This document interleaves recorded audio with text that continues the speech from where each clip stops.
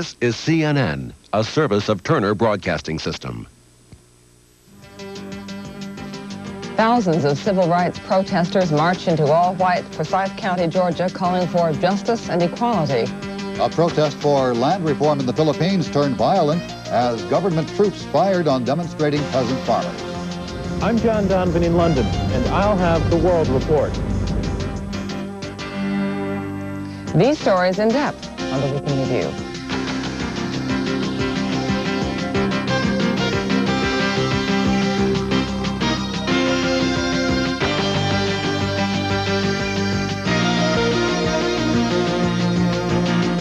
Hello, I'm Lynne Russell.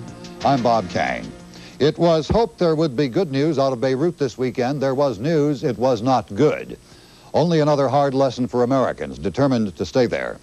Yesterday, gunmen kidnapped 3 Americans and an Indian professor.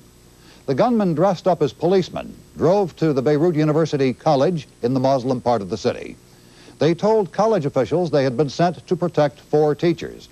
The professors were called to the college office.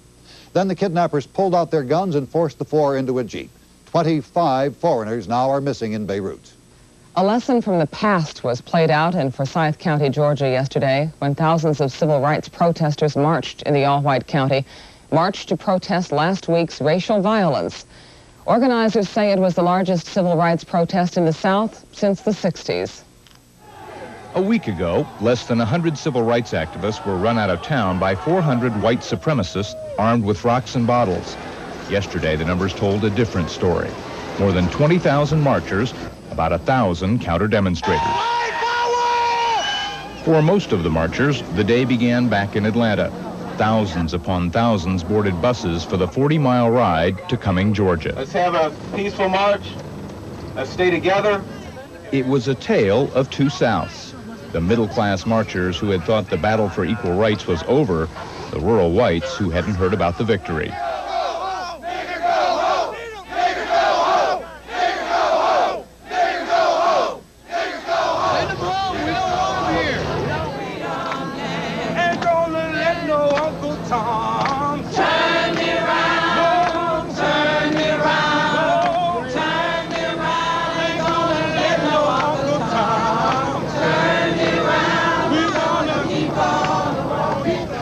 I think white people have a right to keep the black element out.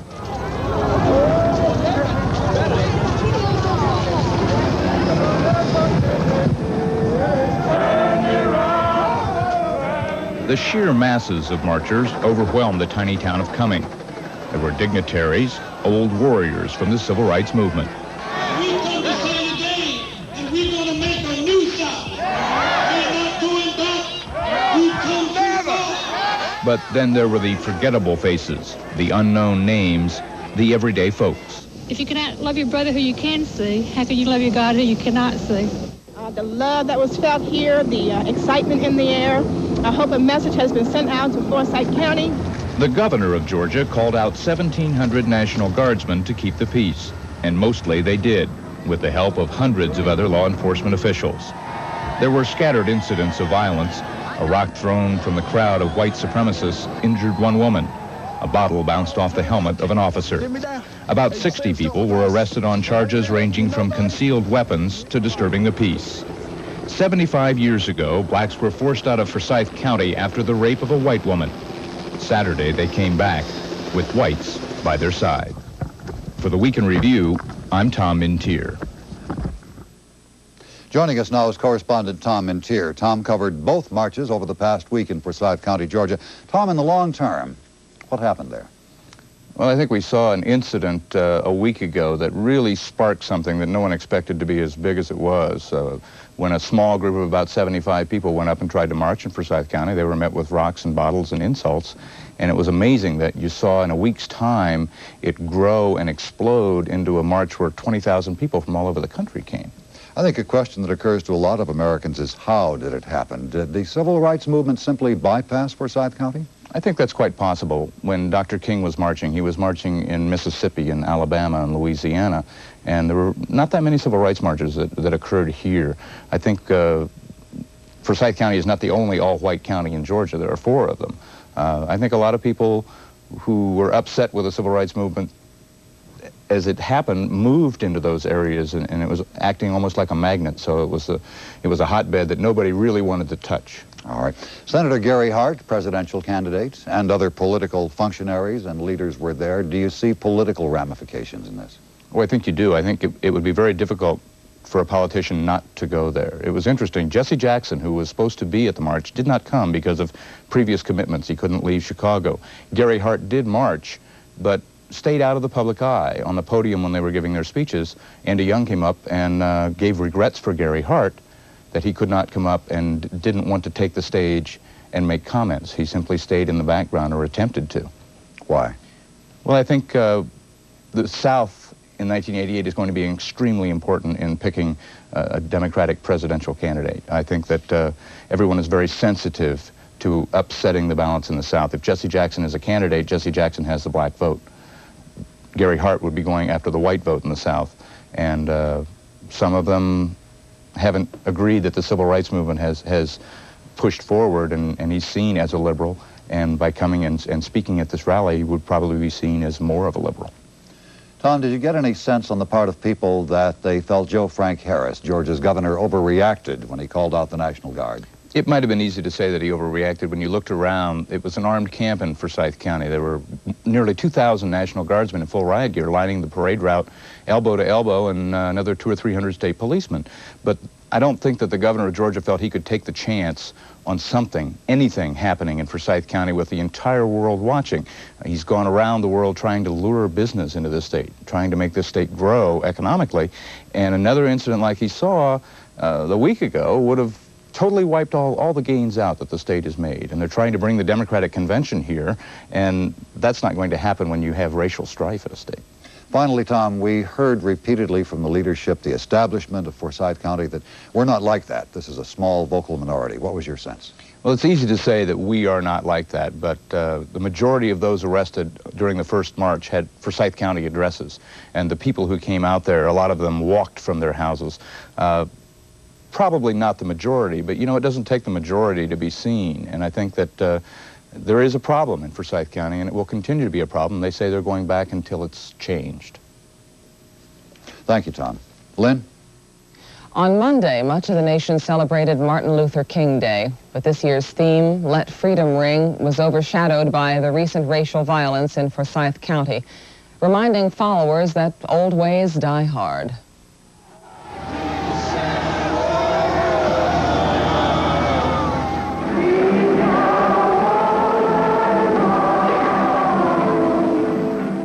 It has been about 19 years since King was killed by an assassin's bullet, but his lieutenants are still waging his battles, still fighting the same enemy. This is my first time seeing anything like this since the days of Selma and the days of Birmingham. I think people must realize that this is one country, one nation, we're one people. In the spirit of Martin Luther King Jr., we must rise up and meet hatred with love, match bigotry with courage, and resist violent acts with nonviolence. The Reverend Martin Luther King Jr. used Atlanta's Ebenezer Baptist Church as his pulpit during the 1960s. Back then, the FBI spied on his every move, and many Southern politicians vilified his name. In 1987, Georgia's governor and 2 Democratic senators shared the speaker's platform at Ebenezer Baptist. And Secretary of State George Shultz paid tribute to the drum major for justice. Dr. King showed a racially divided society could be healed rather than dismembered. He led a cause whose example shines through to the most downtrodden quarters of the earth. Of course, like any holiday, there were parades, souvenirs, and celebrations. But there was something else, a spirit of protest, a sense of purpose.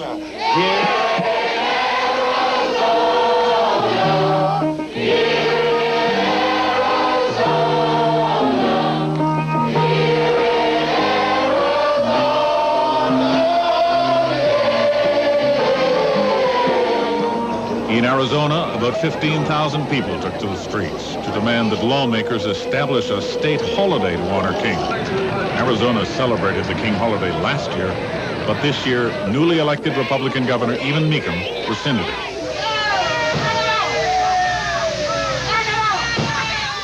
Chicago and in 7 other cities, homeless Americans observed King's birthday by taking over some boarded-up houses. Most were homes repossessed by the Veterans Administration. The boards do not have to remain on these buildings while people die in the damn street, while people die on the damn grades. Across the country, there were public memorials to King, public tributes to his words and to his work. But in Atlanta, there was also a time for more personal memories of a man who was a friend, a husband, and a father.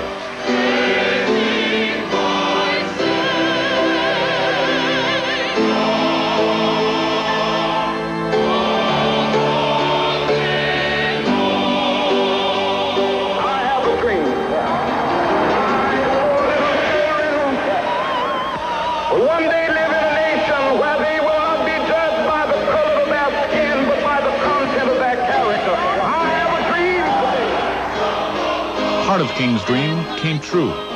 His oldest son was just recently elected as a county commissioner. Opportunity has been won for some. For the Week in Review, I'm Brian Nelson. Racial harmony in this country, is it on the rise or on the decline? Here's what some of you told us. On the decline. The only difference is it's not as blatant as it used to be. It seems to be more subtle now. Probably a little bit on the decline. I think people are becoming a little more conservative, and unfortunately, I think when people become more conservative, they become a little more prejudiced, too. Oh, I think it's getting better. I think we have a long way to go, but it's getting a lot better than it was. Well, I think it's probably about even. I don't think it's declining or rising. People who are intolerant are going to remain intolerant, no matter what anyone says or does. Well, certainly in Atlanta, I was a little shocked to see what was going on there. I wasn't aware of we're still having those kinds of problems. My reaction is that it has not changed substantially. I think you're looking at some isolated incidents. I don't think it really speaks for the entire country. I think the media has really overemphasized the problem.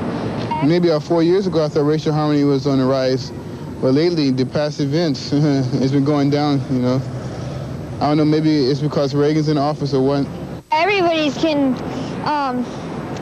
friendlier and friendlier all the time because I live in a neighborhood where it's got everything. Orientals, Philippines, black people, white people. We have people from Iran too. So I think it's on the rise. Coming up on the Week in Review, John Donovan reports on the Iran-Iraq War. Corazon Aquino's bloodless revolution is stained red when a protest march turns violent.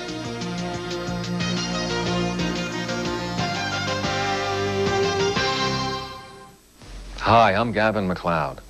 And if you or your spouse or your parents are between the ages of 50 and 74, I'm going to ask you to make a very important telephone call as soon as this announcement is over.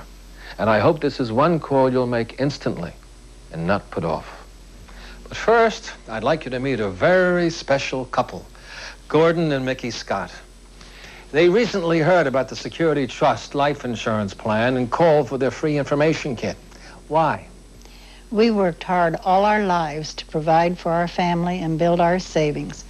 Lately, we've really been concerned about what a prolonged illness and death could do to the nest egg we've worked so hard to build. We felt that additional life insurance was the answer, but we didn't think we could get it because Gordon is 71 and has had 2 heart surgeries. That's when we heard about this plan.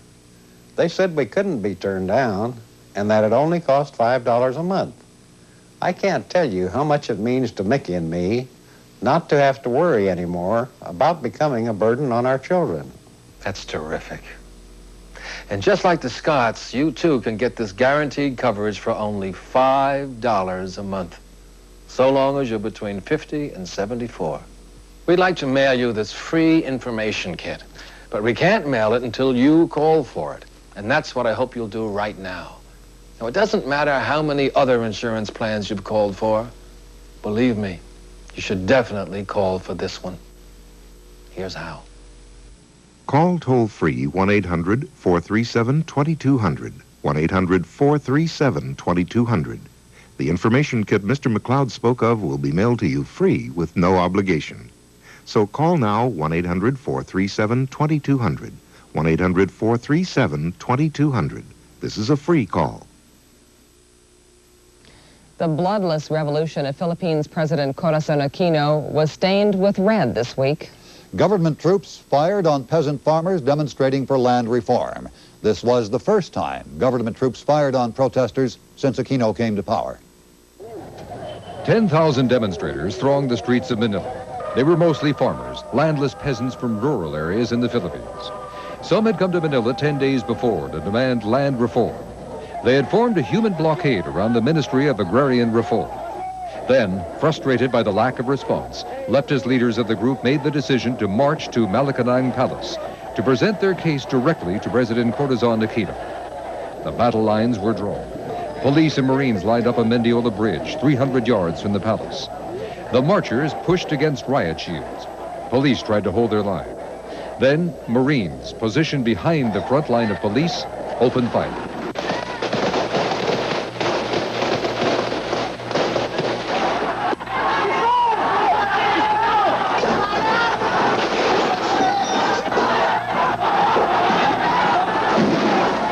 The crowd cowered. Then ran.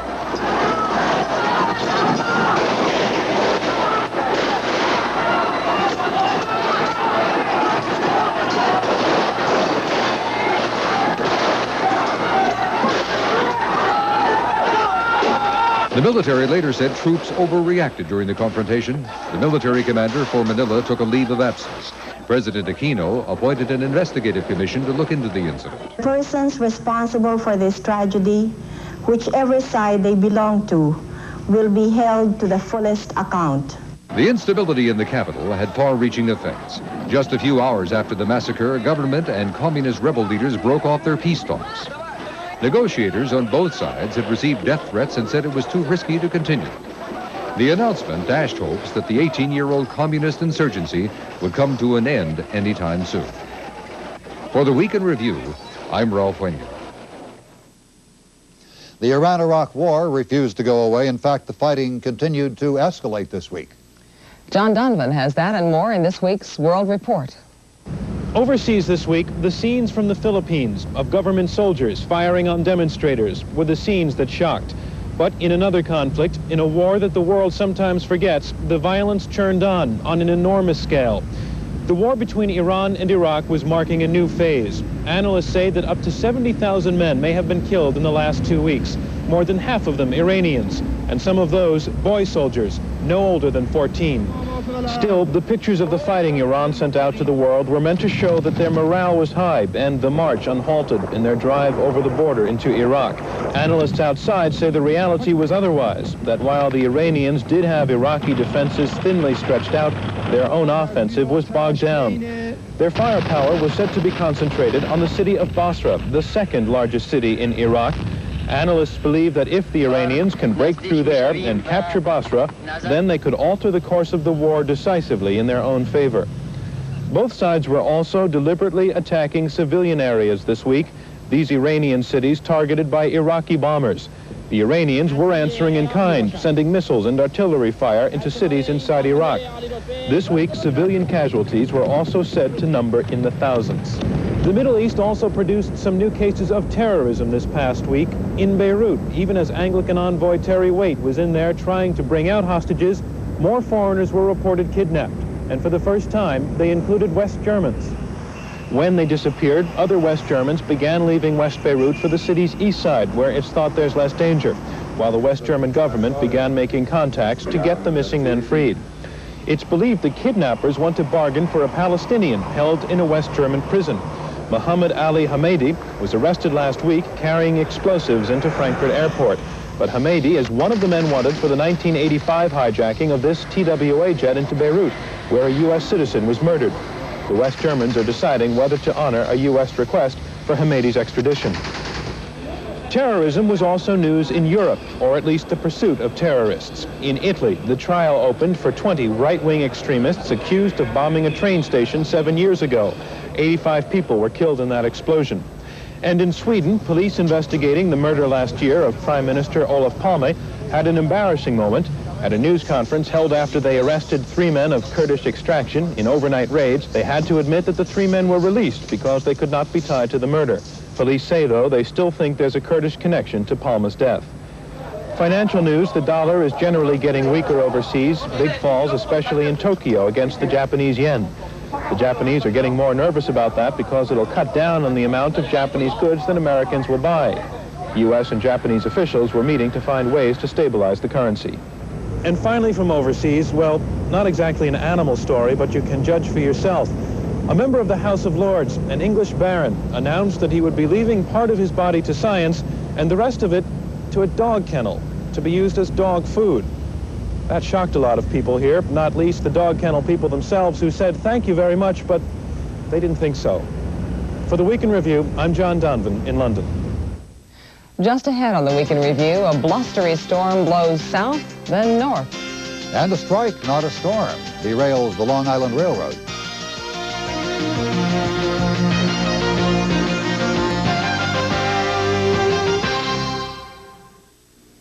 Compelling, concise, perceptive, focused. It's all right here for you. And it's all right here for you. We'll help you understand the business of America and the world. And it's all right here for you. And it's all right here for you.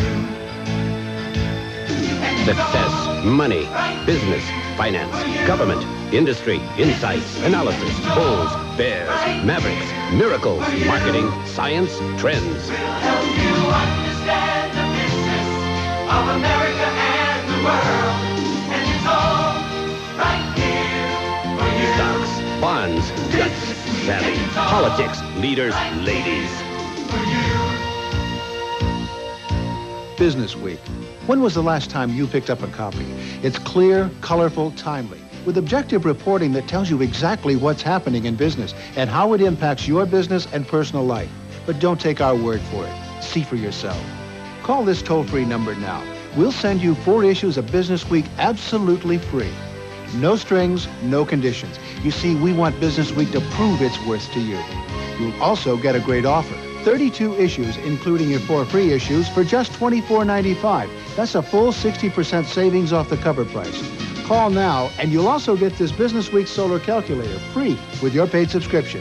It's powered by any light source and requires no batteries. So call now. Business Week, and it's all right here for you. Call toll-free 1-800-441-9090. That's 1-800-441-9090. Photographers shooting winter scenes became heroes when they came to the aid of 2 girls who had fallen through some river ice.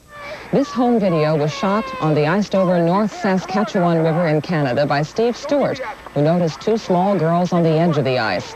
When they suddenly disappeared, Stewart and companions rushed to their aid. One of the girls was rapidly pulled out of the icy waters, but the other was slipping away. Yes, you can. Stop! You know how to swim? The girls were treated at a nearby hospital and released. They say it's a warm wind that blows in the south, but this week what was blowing was cold, as a blustery winter storm made its way across the south and stretched north to New England, claiming 37 lives, closing airports and schools, and causing general chaos. Winter pulled an end around worthy of a Super Bowl team, roaring out of Dixie and into the New England states. Alabama and Georgia woke up Thursday morning looking like winter wonderlands. But heavy snowfall, up to 5 inches in Atlanta, shut down that city's airport, one of the world's busiest, for hours. I live in Roanoke. I got there last night because they were predicting 12 inches. So I left there thinking I would get to Salt Lake today. Now I'm snowed in here. In Atlanta and other cities across the southeast, schools were closed, traffic disrupted, electric power knocked out for thousands of people, government offices and businesses shut down. But for younger Southerners, the rare snowfall was a new experience. What do you think of all the snow? I love it. You do? How come? Because I can make a snowman. Yeah, did you ever see this much snow before? Up to 14 inches of snow fell on parts of North Carolina, closing the Charlotte airport as the storm headed north. The nation's capital was thrown into confusion. 300,000 government employees were sent home by noon. Dulles and national airports were temporarily shut down. Someone should have been able to make a decision early this morning, based on the weather reports, that everybody either shouldn't come in, or if we come in, we stay all day. But many, like this courier, managed to cope despite the weather. How is it today? It's all right, man. Is it tough getting around? No. Doing all right? From Minnesota Avenue Southeast, I'm all right. Uh-huh. I ain't fall once. You hang in there all afternoon? All day to 7 o'clock. Blustering into New York City, the storm complicated an already chaotic commuter problem caused by the Long Island Railroad strike. LaGuardia and Kennedy airports were snowbound. The storm moved on to invade New England, where snow is no surprise, but Dixie snow is a novelty. For the Week in Review, I'm Chuck Roberts. It wasn't the weather, but a strike that derailed the Long Island Railroad this week, causing thousands of commuters to seek alternative ways of getting to work. The last Long Island Railroad trains left Penn Station early last Sunday. After that, the nation's busiest commuter line, carrying up to 160,000 passengers at rush hours, was closed down when union workers walked off the job. The railroad and most of its 15 labor unions failed to agree on new contracts. It was the 5th strike against the LIRR in 5 years. The main stumbling blocks were the usual ones: wages, health coverage, pensions, work rules. Union workers now average about $31,000 a year. Monday, a federal holiday honoring Martin Luther King, wasn't too bad for commuters, but Tuesday was a different story. What do you think of all of this, sir? I think it's terrific. Not as bad as I thought it'd be. It's going to take about 3 hours.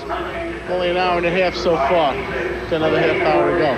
It was much better yesterday with the holiday. Every day should be a holiday. Many commuters elected to get up earlier and drive into the city, paying $6 to $8 and up to park. Others improvised carpools or made hotel reservations in Manhattan. Commuters said parking spaces 20 blocks away from subway stations were hard to find. Shea Stadium opened its 7,500-car lot early as traffic into Queens jumped 20%. For some people, getting to and from work took nearly 7 hours. Bad weather made things even worse for commuters. As for the 6,600 striking workers, more than half agreed tentatively to new contracts by week's end. But agreements have to be reached with all 15 unions before the trains can roll again. For the Week in Review, I'm Don Harrison. I don't smoke, but I think it's discriminatory to people who do smoke. How can they control what they do at home? I think in office areas, altogether different. They said something about smoking in the house too. Now that I can't see how they can, go through with that. That's impossible. Konica Tough. Konica's Royal Copies. The answer to high-volume copying demands. Reliability and dependability that put an end to excuses. Konica Tough. More than an idea, a reality. Where will you be when your laxative starts working? Where will you be? With Fleet brand glycerin suppositories, there's no worry. Fleet works when you want it to, in minutes. For fast, predictable relief, trust Fleet. It's predictable. Today, on the new Leave It to Beaver, Eddie comes through with tickets to the Super Bowl. And I'm inviting you. Oh, Eddie, I can't believe it. This is the greatest thing that ever happened to me. The gang is Super Bowl bound, but will true love stand in the way? Then, Monday, Ollie's got a father-son project. But when Beaver's too busy, where should he turn for help? $25 should cover it. The comedy hit of the season, the new Leave It to Beaver. Today at 6:30 Eastern and tomorrow at 6:05, only on the Superstation. This is CNN, the world's most important network. Monday on Take Two, Reagan's America. Is it more patriotic? Hear about Reagan's presidency as he prepares for his State of the Union address. Then, are you a frugal shopper? Find out how you can become one with tips on how to cut your grocery bill using coupons and rebates. Monday on Take Two at noon Eastern on CNN. His name is Travis Richmond. He videotaped with a home video camera the evacuation and search of a United Airlines jet forced down by a bomb threat. I'm used to flying, it's never happened, and so it was actually neat, even though it was scary. If you witness and record news, call 1-800-544-NEWS and become a CNN News Hound. Hi, this is Larry King. Hope you're having a great weekend. Hope you join me upcoming week for Larry King Lives. We got some great shows coming for you, including Ralph Nader and Helen Gurley Brown and Angie Dickinson and more. All next week, Larry King Live, 9 Eastern on CNN.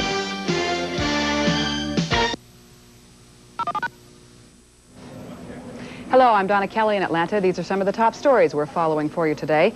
Kidnappers in Beirut have set a deadline of 5 p.m. Eastern Time for their demands to be met. They say they will kill one of 3 American hostages unless West Germany releases a man wanted by the United States for a TWA hijacking. A group calling itself the Organization of the Oppressed on Earth is claiming responsibility for the abductions yesterday at Beirut University College. 3 American and 1 Indian professor were taken from the college at gunpoint by 4 men dressed as police. The group is also threatening all American hostages in Lebanon will be killed if the United States tries to interfere in the Iran-Iraq war. And despite hostage problems of its own, West Germany today appears to have re-elected Chancellor Helmut Kohl to another 4 years in office.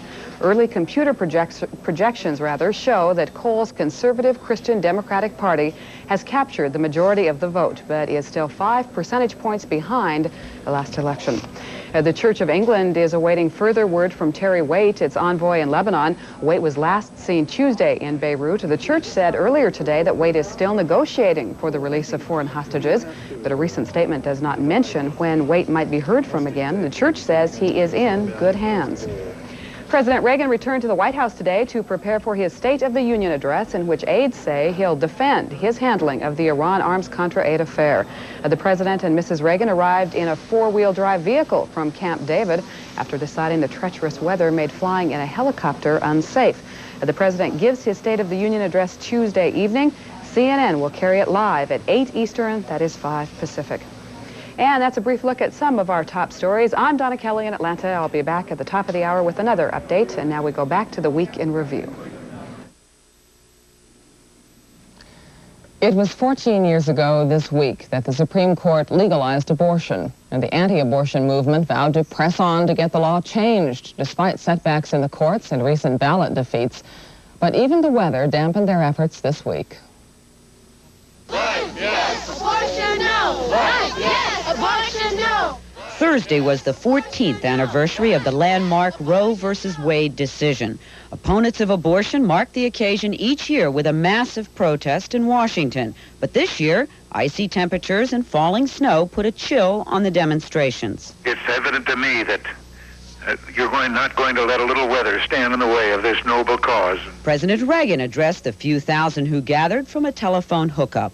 America will never be whole as long as the right to life granted by our Creator is denied to the unborn. A dwindling group of demonstrators marched on to the Supreme Court. There, 23 people were arrested when they broke through the police lines to kneel and pray. And in Ohio, anti-abortion leaders unveiled a national memorial to what they call the victims of abortion. A casket carrying the bodies of 2 aborted fetuses was buried in the town of Steubenville. An eternal flame will burn over that tomb. Abortion rights throughout the land, safe, legal, and on demand. Supporters of a woman's right to an abortion also had their say on Thursday. In Los Angeles, pro-choice demonstrators held a lunchtime rally outside the office of a state legislator who opposes abortion. For the Week in Review, I'm Gwen Scott. There was a changing of the guard in Alabama. Alabama's first Republican governor since Reconstruction days was sworn in this week, and one of the most turbulent eras in the state's history came to a quiet end. George Wallace dominated Alabama politics for a quarter of a century, and one theme dominated George Wallace's politics. In his words, segregation now, segregation tomorrow, segregation forever. But blacks in Alabama and elsewhere were already on the march against racial barriers, and defenders of the old ways were fighting an often violent but losing battle. To prevent 2 black students from entering the University of Alabama in 1963, Wallace vowed to take his stand in the schoolhouse door. And seeking to preserve and maintain the peace and dignity of this state and the individual freedoms of the citizens thereof, do hereby denounce and forbid this illegal and unwarranted action by the central government. Despite his vows of segregation forever, many of Alabama's schools were integrated during Wallace's first term. Wallace ran for president 3 times before a would-be assassin critically wounded him with 5 shots.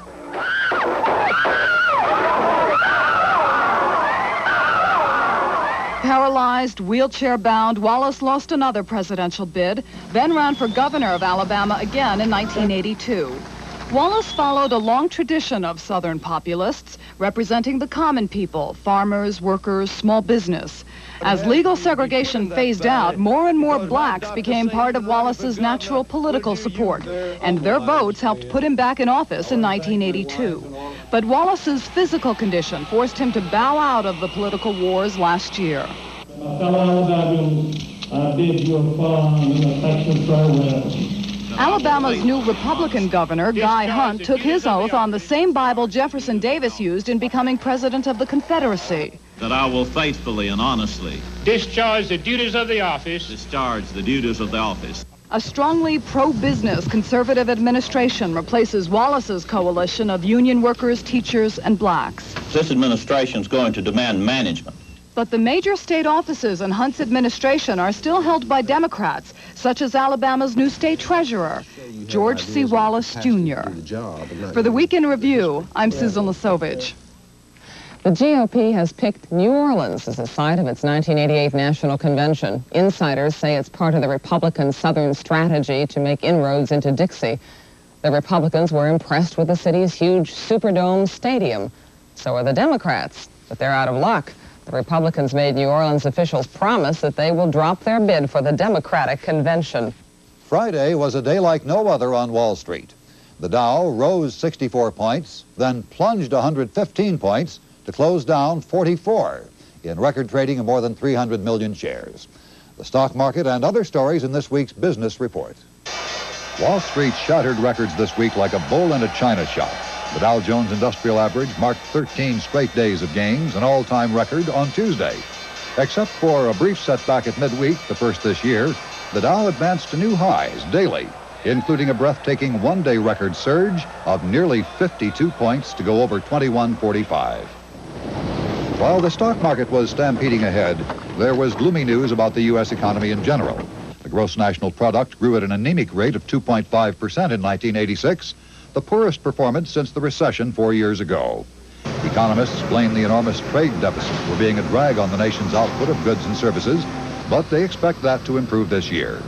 A silver lining on the economic cloud, the inflation rate climbed only 1% in the fourth quarter, the best performance in 20 years. For the second year in a row, IBM, the computer titan, recorded a 27% profit slump in 1986. That's the first two-year earnings drop for IBM since the Great Depression. The company is closing its Greencastle, Indiana distribution center and is asking 12,000 employees to take early retirement. But that's apparently not enough.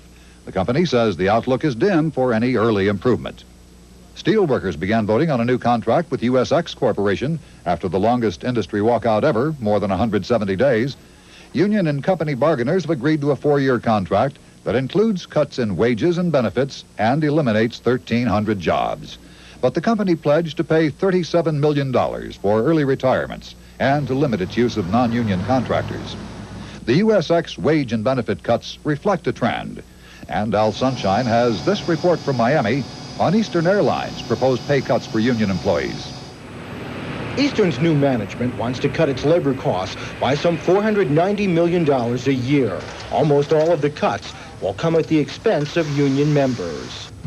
The vast majority of our people at Eastern obviously are very hardworking, honest, conscientious men and women who see our labor cost structure as a cancer that could consume us over time. They don't like the medicine, but they know it has to be taken. Texas Air, Eastern's new owner, is now trying its own management style at the airline. It's a management style developed by Texas Air's boss, Frank Lorenzo. It's been called anti-union by labor groups. Texas Air reports it operates its Continental flights for 35% less than Eastern spends. Baggage handlers at Continental make about $18,000 a year. The same workers at Eastern may earn over $40,000. Union leaders in Miami are critical of how Frank Lorenzo wants to cut workers' pay. I think he has, at best, he has an uphill road, and I think actually his task is close to impossible. We have closed contracts for a year for the machinists, 2 years for us, a year and a half for the pilots. This time the law and the financial situation is not on his side. Airline analysts who followed the industry's labor management battles say the unions have lost a lot of bargaining strength over the past several years. They're having to become realistic. Most of the unions have accepted that they have to deal with this to survive. If they can't deal with this, they will not survive. Airline industry analysts say the owners of Texas Air are now so powerful, their unions may not be able to stand up to them the way Eastern's unions stood up to earlier management. Some analysts believe that that could significantly alter the way many other airlines are going to be dealing with their unions in the future. Al Sunshine, CNN, Miami. There's a school of thought that says what you do on your own time is your own business.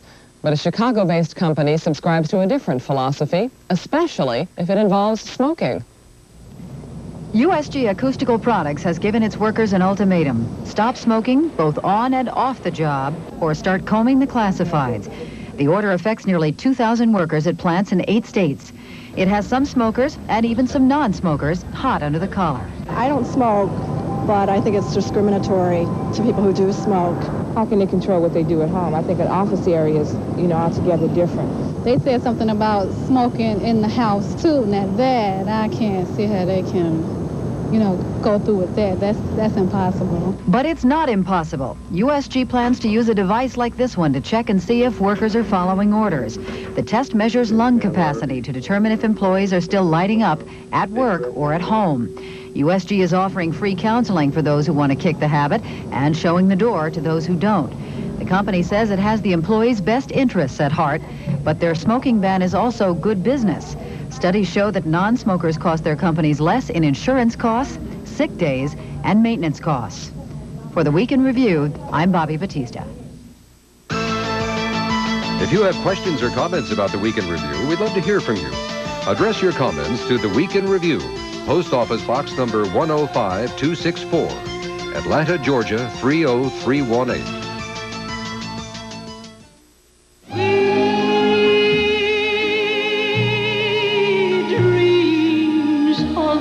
This is the voice of a legendary recording star. Things I know. Sweet Dreams, the new movie of her life, has let millions of all ages hear the magic that made her famous. Where's this place called Lonely? And now, we present Patsy Cline's legendary records for you to enjoy. I fall to pieces. These are among the most heart-touching hits of all time. Each time I see you again, I've got these little things. True recording classics. She's got you, oh, crazy for thinking. All these Patsy Cline records are in this treasury, but you also get another entire heart-touching album. With every heartbeat,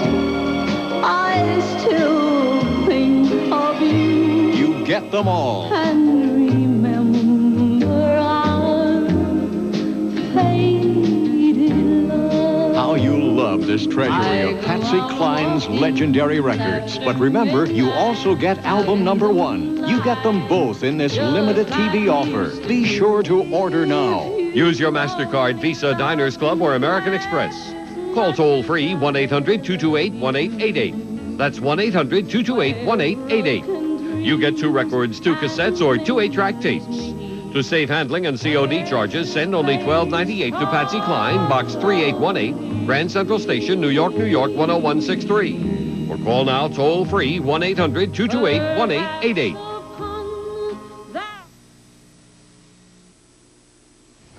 On display at the San Francisco Museum of Modern Art is the sculpture work of Beverly Pepper. She is noted for her outdoor works. Here's a look at some of her creations.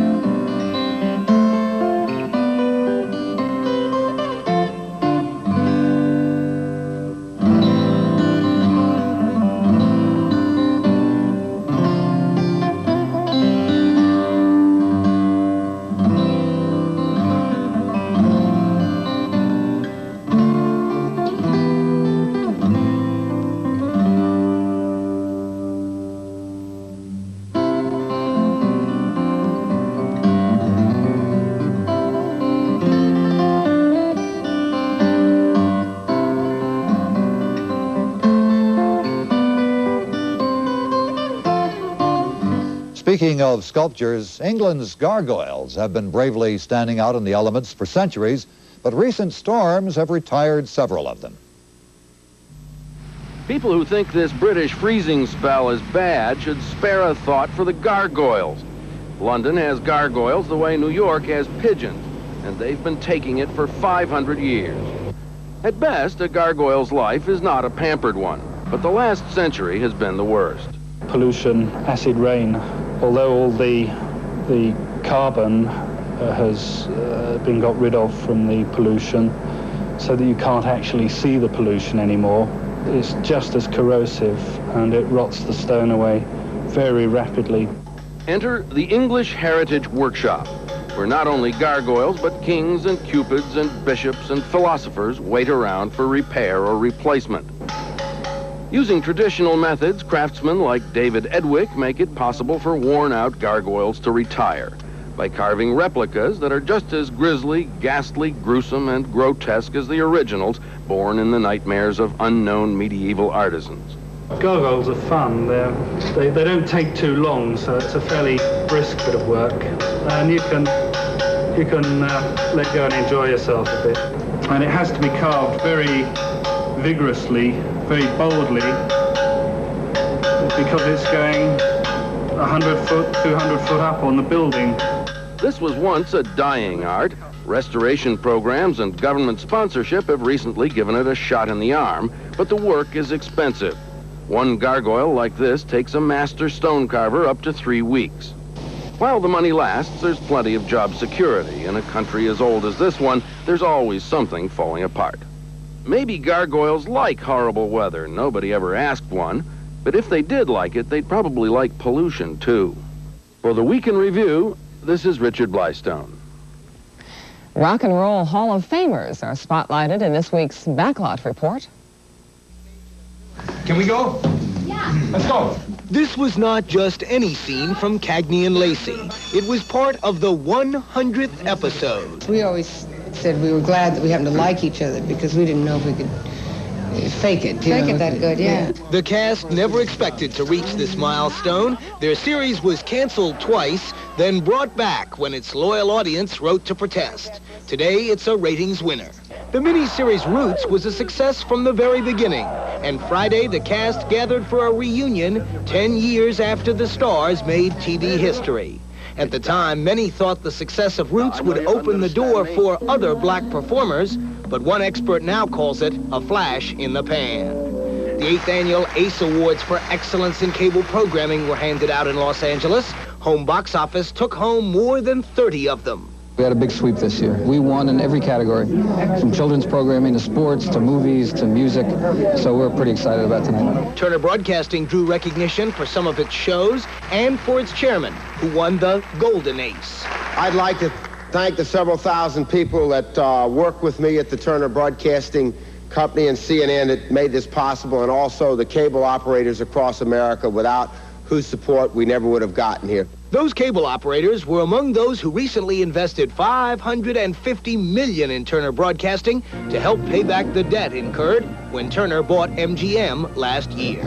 Another awards show, another city. New York was the place more than 20 were inducted into the Rock and Roll Hall of Fame. Among them, Carl Perkins and Bo Diddley. This is the top of the hat, you know, and I'm happy to be here to be sitting on the rim. Also honored, B.B. King and Aretha Franklin, the first woman to be included.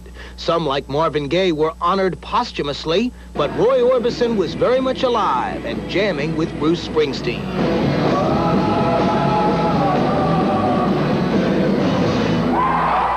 More money from the benefit single Sun City, $100,000, went to the African National Congress.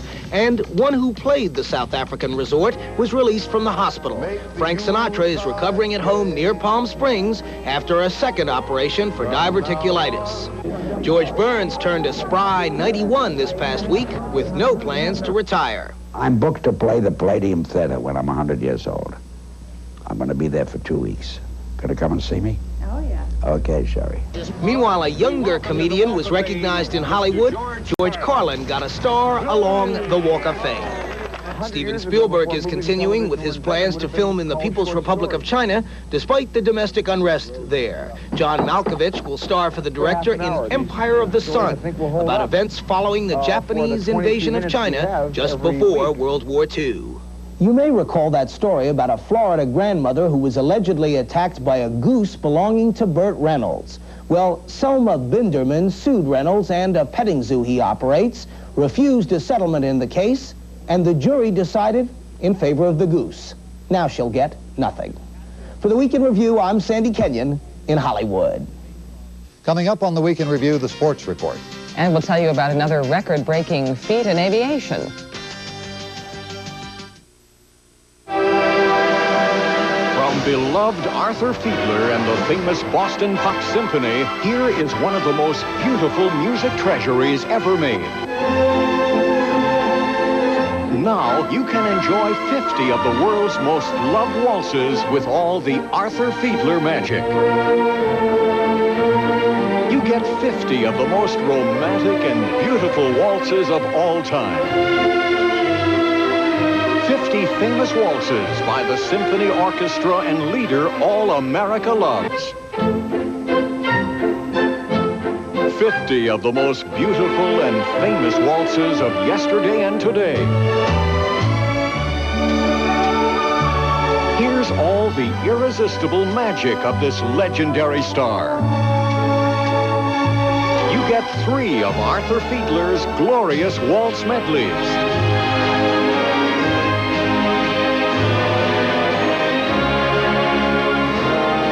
Hear the most uplifting and thrilling music ever recorded.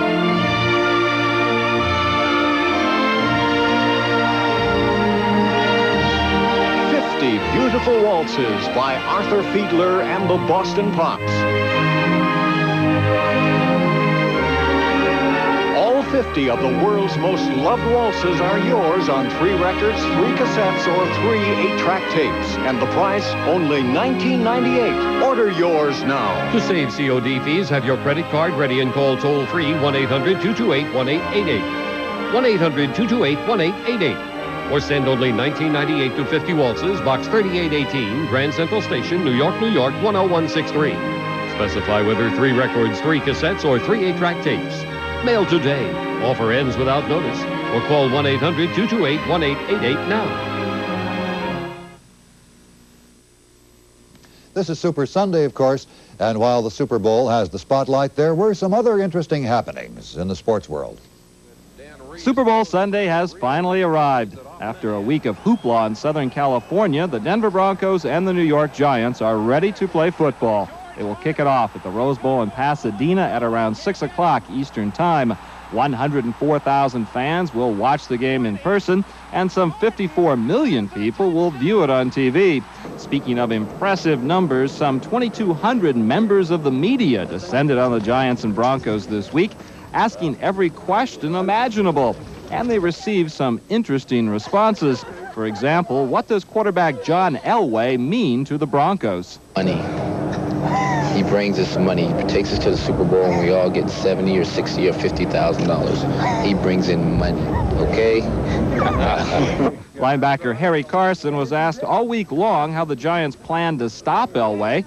Here was one of his solutions. Yeah, we're going to take the ball away from him and cut his arms off. We're going to shoot him in the kneecaps. From the Super Bowl to some super tennis, Hana Mandlikova ended Martina Navratilova's 58-match winning streak on Saturday. Mandlikova capturing the Australian Open with a 7-5, 7-6 victory. The win was particularly sweet for Mandlikova, who has applied for Australian citizenship and will become an Aussie in about 2 months. Also down under, Dennis Conner's Stars and Stripes wrapped up the America's Cup Challenger final earlier this week. Stars and Stripes will face Kookaburra 2 or Kookaburra 3 in the best-of-7 finals beginning next Saturday. Athletes and the law. New York Mets pitcher Dwight Gooden pleaded no contest in Tampa for felony charges involving a brawl with police. Gooden received 3 years probation and 160 hours of community service. I'm happy with the way things turned out, and probably to my best interest the way I pleaded, and hopefully things get better and I can concentrate on just baseball and look forward to that. Cowboys kicker Rafael Septien was indicted on Thursday in Dallas on a charge of aggravated sexual assault of a 10-year-old girl. Septien claims he is innocent, adding that the child's parents told him the whole thing was a misunderstanding. And finally, a new meaning of the agony of defeat. Canadian Todd Brooker was involved in one of the worst ski crashes ever on Saturday in Kitzbühel. Brooker suffered a concussion, facial injuries, a broken nose, and a damaged left knee in this fall during final training for the men's downhill. This is not a lucky course for Brooker. He fell at almost the exact same spot while training for last year's race. With the Sports Week in Review, I'm John Heidbrink. A new aviation record was set this week, but not for speed or altitude when you consider the craft never exceeded 15 miles an hour and never flew more than 6 feet above the ground. Just 1 month after Voyager concluded its epic around-the-world flight at Edwards Air Force Base, looking real good, altitude about another odd-looking bird took off from the desert floor on its own history-making journey. The aircraft, called Eagle, set new world records after having traveled only 2 hours and 13 minutes and a little more than 37 miles. Eagle is human-powered. Its pilot, 26-year-old Glenn Tremmel, a medical student from Connecticut, pedaled the bird on a triangular course over the dry lake bed at 15 miles per hour, 5 feet off the ground. The previous human-powered flight record of 22 miles over the English Channel was held by Brian Allen in the Gossamer Albatross in 1979. I felt real good to pass the record. I was more shooting toward 2 hours. At the 2-hour mark, I still felt pretty good. But 13 minutes later, the 88-pound aircraft was forced to land because Tremmel's foot broke loose from one of the pedals. With one leg, I just couldn't keep the altitude and touch down before I got my other foot reattached. Tremmel also experienced premature dehydration because he was unable to get water out of its container. Even so, the young pilot now holds the distance and endurance records for human-powered flight. For the Week in Review, I'm Greg Lamont. That's our program for this week. I'm Bob Cain. And I'm Lynne Russell. See you next time.